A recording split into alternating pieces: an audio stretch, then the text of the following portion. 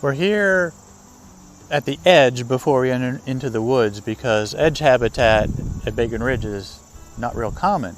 But this is where you're going to find some birds that we won't necessarily find farther into the woods. One thing that we've been hearing a lot of are Carolina wrens. They are very vocal year-round, which is nice.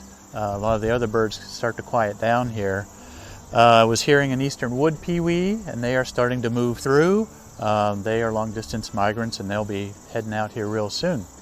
So it's good to just stop and look around a little bit, find some cardinals, some wrens, things of that nature.